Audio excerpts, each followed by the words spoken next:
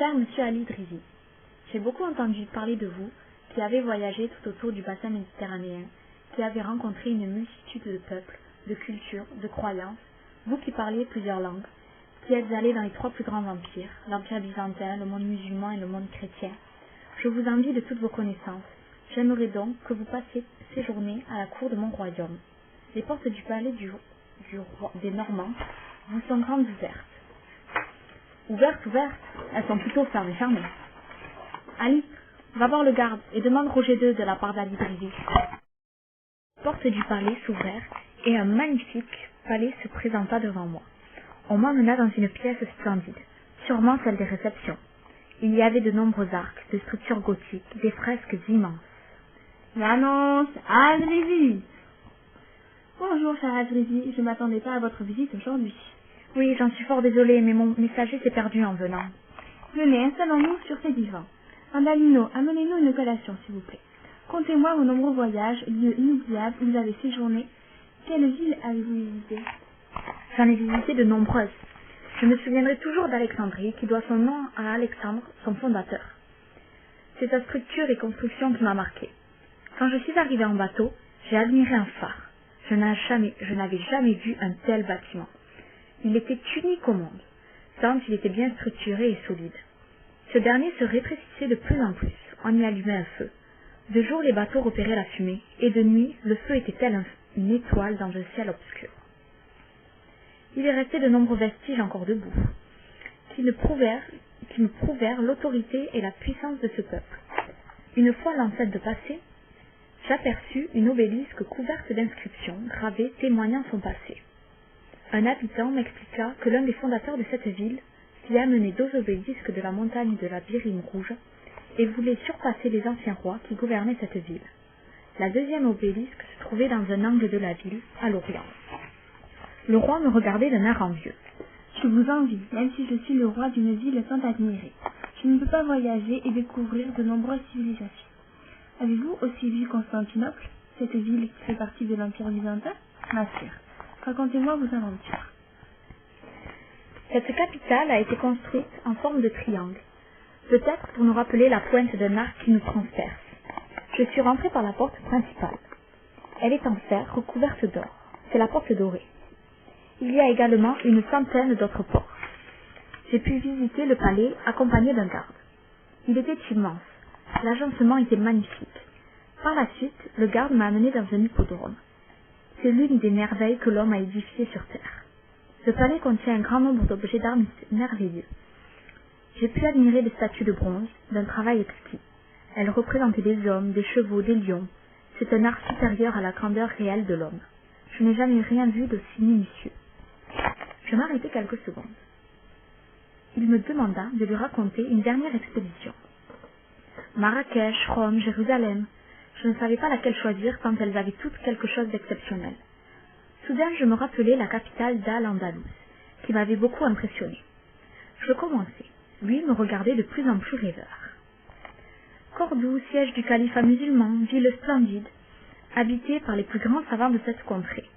La doctrine est pure, les mets et boissons délicieux, les gens sont aimables et font très attention à leur apparence. Les marchands sont riches, vivent dans l'opulence et le monde. Cordoue se compose de 5 villes. Dans la principale se trouve la porte du pont et la mosquée du vendredi. Cette mosquée est immense. Il n'y a pas de telle dans le monde musulman. Des fresques ornent les murs. Une partie de la mosquée est soutenue par 19 arcs. L'autre est à ciel ouvert. Cette civilisation maîtrise tous les domaines, tant la doctrine, le commerce que l'art et la construction. Je suis tout émerveillée. Je ne regrette pas de vous avoir invité. Tous vos voyages m'ont permis de m'évader. Vous avez vécu tant de choses excitantes, je ne sais laquelle j'ai préférée. Mon invitation n'est pas sans arrière-pensée. J'aimerais que vous me fassiez une synthèse géographique qui réunirait en un seul et même ouvrage tous les savoirs latins, grecs et arabes et germains. Si vous acceptiez mon offre, bien évidemment, vous serez hébergé à la cour suprême du château. Oui, c'est une proposition intéressante, mais c'est un travail de titan, car mes expériences ne suffisent pas à réaliser une carte précise. Oui, mais bien entendu, vous aurez à votre disposition un budget conséquent qui vous permettra d'engager des personnes chargées de se rendre sur les lieux, ou même d'acheter certains ouvrages utiles à votre travail. Oui, je comprends, mais pourrais-je connaître l'usage de ce que vous en aurez? Ce serait pour un simple usage scientifique, pour regrouper toutes les connaissances géographiques, non pas dans un but militaire, mais dans un but commercial ou je ne sais quoi encore. Dans ce cas-là, j'accepte de me mettre à l'œuvre. Je lui serrai la main, comme pour conclure un marché.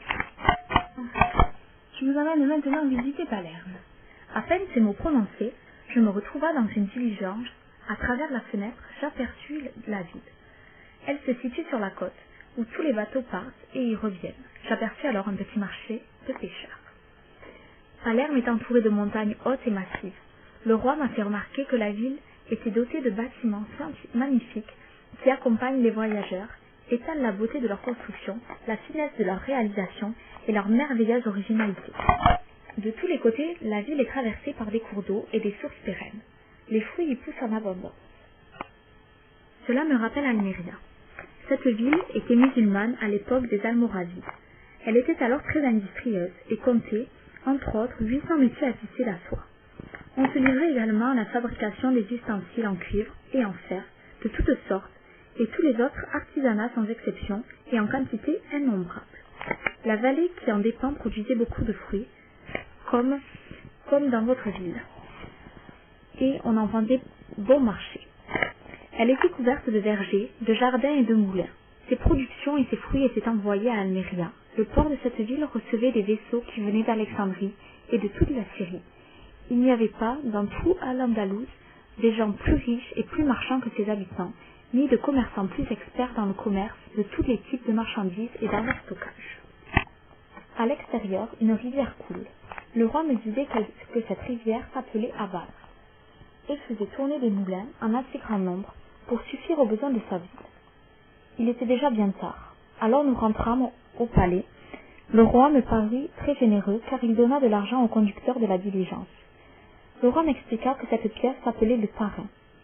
Sur celle-ci était représentée une croix chrétienne. Andalino m'emmena alors dans ma chambre. À la vue de lit somptueux qui m'était destiné, mes paupières tombèrent et je me renversa sur mon lit.